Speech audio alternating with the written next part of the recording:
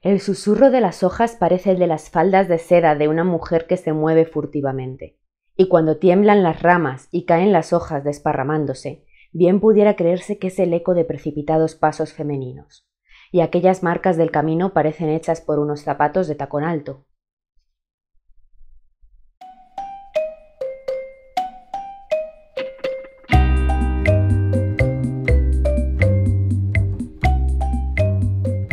Hola, ¿qué tal? Hoy traigo un vídeo que me parece indispensable para poder seguir camino en este canal. Y es que os voy a hablar de lo que para mí son 3 clásicos indispensables del misterio. Si os gustan los clásicos y queréis internaros en esto del misterio, creo que son 3 muy buenas opciones para coger y ver qué hay ahí. Yo sé que si estáis aquí, muchos y muchas ya los habréis leído porque, como digo, son 3 clásicos que probablemente ya os hayan llamado la atención lo suficiente. Pero si no es así, es el momento adecuado.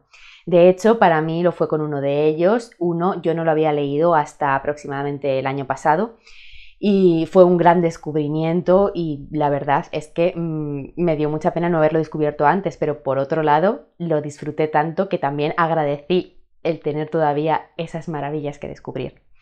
Así que este vídeo es para que, si todavía no habéis leído alguno de estos 3 libros de los que voy a hablar, os animéis, sea el empujón definitivo. Y si no os habéis internado todavía mucho en esto del misterio, sepáis que hay clásicos que, al margen del género del que sean, merecen la pena ser leídos. Quizá no sean historias trepidantes y no tengan absolutamente nada que ver con algunos de los géneros de misterio actuales, pero merecen mucho la pena, sobre todo porque son historias inolvidables que nos van a dejar marca para el futuro, ya sea por la historia en sí o por sus personajes.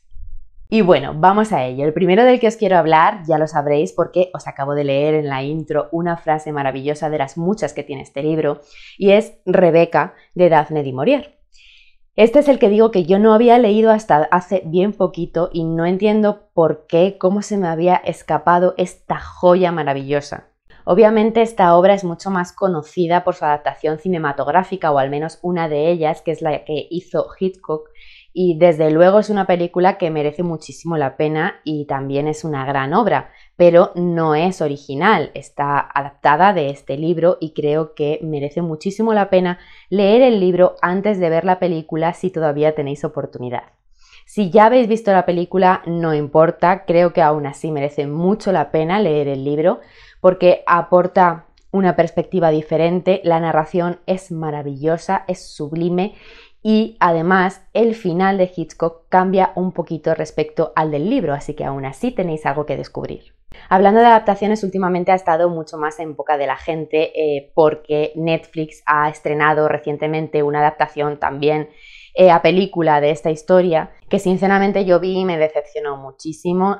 Yo no la recomiendo, a mí no me gustó como adaptación y no me gustó como película, pero aún así digo lo mismo que he dicho con la película clásica, el libro merece la pena ser leído porque al fin y al cabo, pese a que aún así merece la pena por lo bien escrito que está, es un libro de misterio, con lo cual si veis la película primero pues os estáis estropeando gran parte del disfrute y después ved todas las adaptaciones que queráis y juzgad vosotros y vosotras mismos. Hay gente que le ha gustado la película moderna, otra que coincide conmigo y no le ha hecho mucha gracia, pero en lo que sí coincide absolutamente todo el mundo que la ha visto y con el que ha hablado es que la película clásica merece mucho la pena. Así que leer este libro y después ver la película de Hitchcock es el mejor plan que puede tener cualquier amante del misterio. Cosas llamativas y a resaltar de este libro. Por un lado, la narración. Es una narración en primera persona, pero dista mucho de otros libros que podemos encontrar de este tipo porque es muy especial. No es solo que alguien te esté narrando sus acciones y lo que va haciendo y lo que le va sucediendo, sino que te va sumergiendo muy profundamente en sus pensamientos sobre lo que le ocurre. De esta forma, que sea en primera persona es extremadamente necesario en este libro porque te da la perspectiva que la autora quiere darte y es la de la protagonista, que está llena de dudas, inseguridades y no sabe muy bien qué creer, qué pensar de absolutamente nada de lo que está viviendo y de lo que la rodea. El lector va acompañándola de una forma muy intimista y puede que no te termine de caer bien la protagonista o no termines de encajar con ella o empatizar, pero desde luego sí que vas a sentir muy bien el ambiente que ella está describiendo. Otra de las grandes curiosidades del libro es el estatus de los personajes. Como he dicho, hay una protagonista que narra en primera persona, pero es una protagonista muy especial, sobre todo porque nunca llegamos a conocer su nombre. Esta es una de las grandes curiosidades que tiene esta historia, y no solo es una curiosidad, sino que es un recurso que utiliza la autora para hacer algo maravilloso, que es que aunque el narrador o la narradora en este caso sea el protagonista, enfoca completamente la atención de la historia en otro personaje del que no solo conocemos el nombre, sino que está continuamente presente, y es Rebeca. Rebeca no es un spoiler, todo el mundo lo sabe. Rebeca no es un personaje que aparezca en el libro directamente, porque desde el principio es una mujer que falleció, pero la importancia y la relevancia que le da la narración hace que sea un personaje no solo más del libro, sino el personaje central. La llegamos a conocer muchísimo, pero desde la perspectiva de los distintos personajes. Durante gran parte del libro, desde la perspectiva de la protagonista y de lo que ella va imaginando que fue esa gran mujer, y después vamos viendo pedacitos de lo que otros personajes saben y piensan de esa persona, de Rebeca. La forma en la que esto está construido me parece de verdad magistral, es lo mejor que tiene el libro. Otra cosa a resaltar, y esto lo voy a decir muy brevemente, es la ambientación. La ambientación en la gran parte del libro es en una gran casa, en una mansión que se llama Manderley, y que cualquiera que haya oído hablar de esta historia sabe a lo que me refiero. En la película también está muy bien, es inolvidable y es también un personaje más del libro.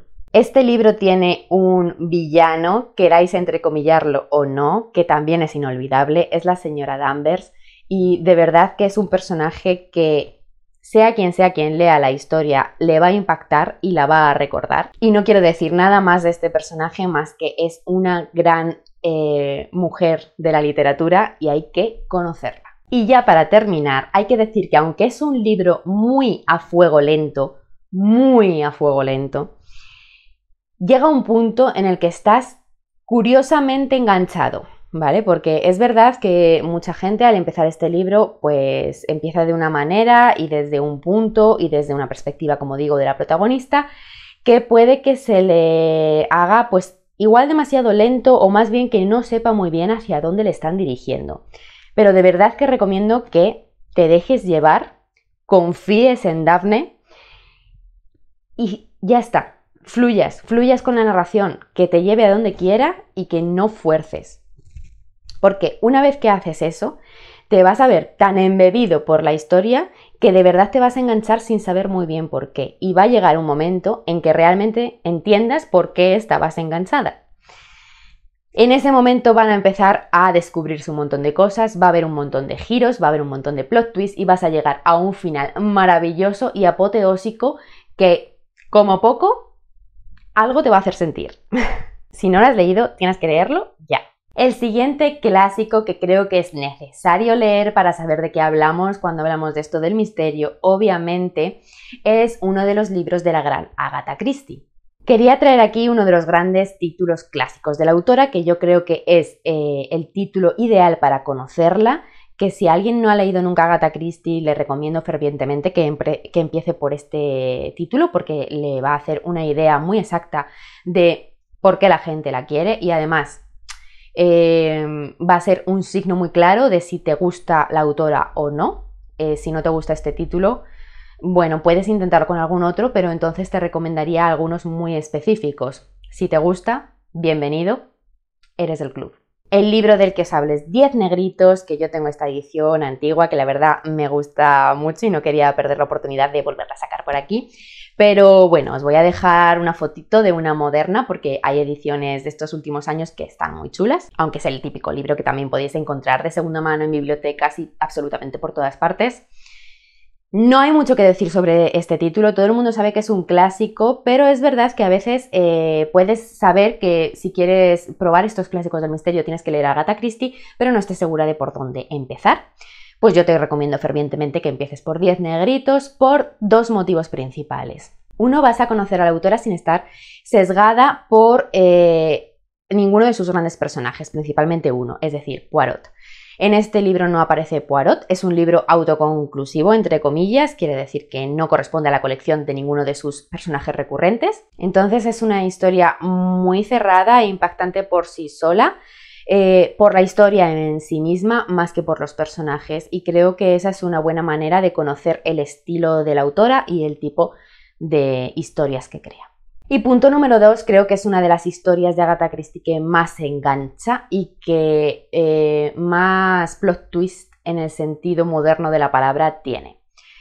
Porque no es una investigación de un detective de por sí que va reuniendo pistas ni nada así, sino que se acerca más al thriller que a la novela policíaca.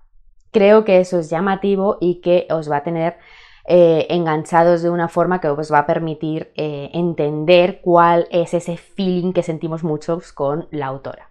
Después ya podréis descubrir a sus grandes personajes y su estilo más detectivesco.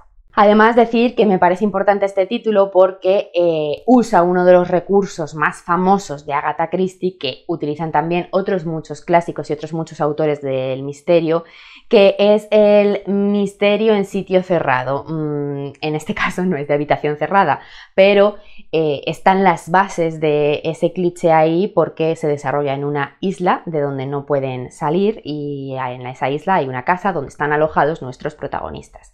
Entonces usa este recurso de reunir a un grupo de personas en un sitio del que no pueden escapar durante X tiempo, tienen que convivir ahí y sucede algo de lo que obviamente todos van a ser sospechosos.